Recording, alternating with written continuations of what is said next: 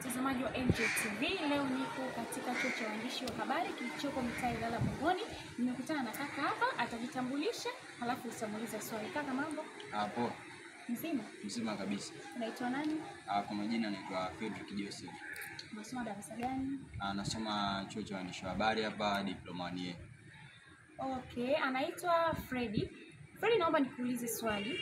Je, ni sahihi kumnyima, sio kumnyima, kumpa mtoto, kumnyima mtoto akio uhuru ni kumharibu au unamsaidia? Mimi kwa upande wangu kumnyima mtoto wa kike uhuru ni kumharibu.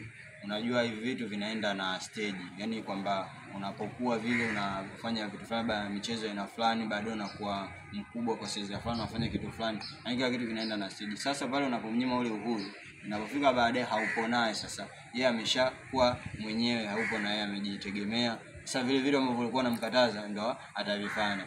Lakini cha msingi zaidi ni wewe tu kumpa elimu au semina kwamba mwanangu, jambo hili 1 2 3 ni baya, unatakiwa ufanye hivi hivi na hivi ili aweze kutimiza hivyo vitu kwa usahihi. Lakini ukisema umnyime uhuru wake, umbani, si kwamba hapo atakuwa wewe haupo, ataenda atavifanya hivyo vitu. Atakuwa na ile nidhamu ya uoga. Akikuona wewe anakuwa anafanya vitu kwa nidhamu, lakini asipokuwa na wewe anafanya vitu kwa kukengeuka. Kwa hiyo jambo la msingi ni kuweza mtoto kumpa uhuru, lakini umpe misingi ya muhimu ya yeye kuifuata ili kuepukana nayo matatizo au athari tofauti.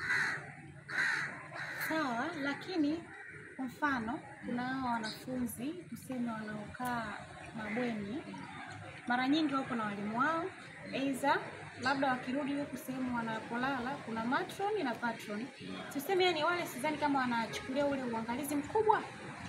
Wale tuseme wale hawabano, si ndio? Tuseme kubano ni kidogo sana. Halafu sasa kutofautisha na kuja huko nyumbani, si ndio? Huko nyumbani unaweza kusema mzazi anachukulia nini? Kwa kule hawabano sana.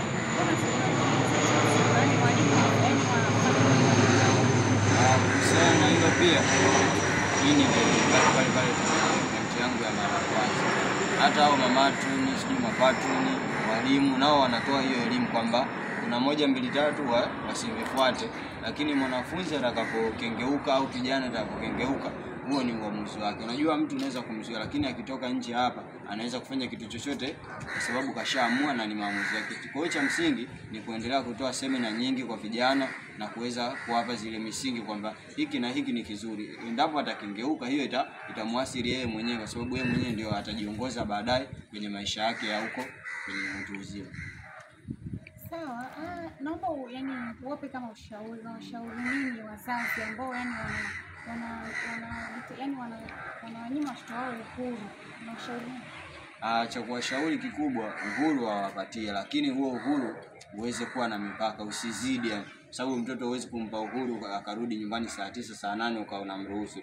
Ndio pale nakuja kwenye ile misingi. Kwa weka kwa misingi yako. Labda mtoto wangu mimi arudi labda saa 2 au saa 1. Sababu hata mimi kwenye makuzi yangu mimi nilikuwa mwisho saa 12 kurudi nyumbani. Hiyo wote wananilinda kwamba baada nikakingeuka nikawa mvuta bangi au nikawa na tabia ambazo baadaye zitakuwa sio nzuri kwa jamii na kwa familia yangu. Kwa hiyo kikubwa ni kuweka ile misingi. Mtoto kama anarudi saa 1 na akirudi nyumbani aendelee na majukumu mengine kama vile kusaidia wazazi au mambo mengine tofauti. Ukishajenga misingi ile, hata baadaye anapokuwa na kwake atakumbuka kurudi saa 1 kwa sababu alishalelewa kwenye ile misingi. Hao ndio maoni yangu na asante.